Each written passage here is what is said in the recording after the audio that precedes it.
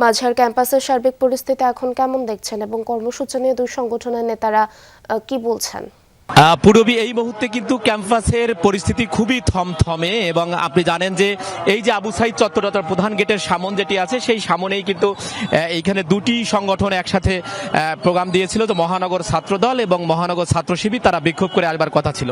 কিন্তু এই মুহূর্তে পরবর্তীতে তারা জামায়াত নেতৃবৃন্দ, বিএনপি নেতৃবৃন্দের সাথে পুলিশ প্রশাসন তারা কথা বলে এখান থেকে এখন ওই রুটটি চেঞ্জ করেছেন, অর্থাৎ তারা লালবাগ থেকে শাপলার দিকে ছাত্র শিবির যাবে এবং এখন এখানে মহানগর যে ছাত্রদল আছে সেই ছাত্রদলের যে লোকজন এখানে অবস্থান করছেন এবং ছাত্রদল, যুবদল, স্বেচ্ছাসেবক দল বিভিন্ন এবং তারা এখানে অবস্থান করছেন। আমরা যদি আপনাদেরকে একটুখানি সেটি দেখাতে পারি এবং লালবাগ এলাকা দিয়ে ছাত্র শিবির মিছিল করে শহরের দিকে চলে যাবে, অর্থাৎ এই দিকে আর কোনো আসার সুযোগ নেই। এবং মাঝখানে আমরা দেখেছি যে পুলিশের একটা ব্যারিকেডও দেওয়া আছে, অর্থাৎ 144 ধারা জারি হয়নি, যেহেতু তারা রুট চেঞ্জ করেছেন সে কারণে 144 ধারা জারি হয়নি। কিন্তু এখন পুরো যে রংপুর মহানগরীর যে বিশ্ববিদ্যালয়ের যে প্রধান ফটকের যে পুরো জায়গাটি আপনি দেখবেন যে পার্কের মোড় এলাকাটা, সেটা দেখা যায় একেবারে গেটের দিকে যদি আমরা আপনাকে একটুখানি দেখাতে পারি, লোকজন একেবারে লাঠি সোঠা নিয়ে অবস্থান নিয়ে বসে আছে, এখানে তারা বিক্ষোভ করবে এবং সমাবেশ করবে।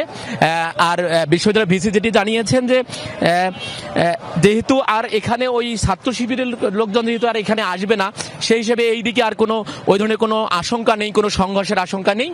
তবে পুরো ঘটনাটি তদন্ত করবার জন্য তারা 5 সদস্যের তদন্ত কমিটি করেছেন।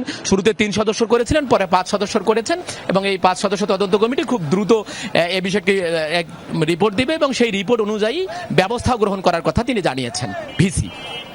অনেক ধন্যবাদ মাঝার আপনাকে। নিশ্চয় পরবর্তীতে আরো বিস্তারিত জানবো আপনার থেকে।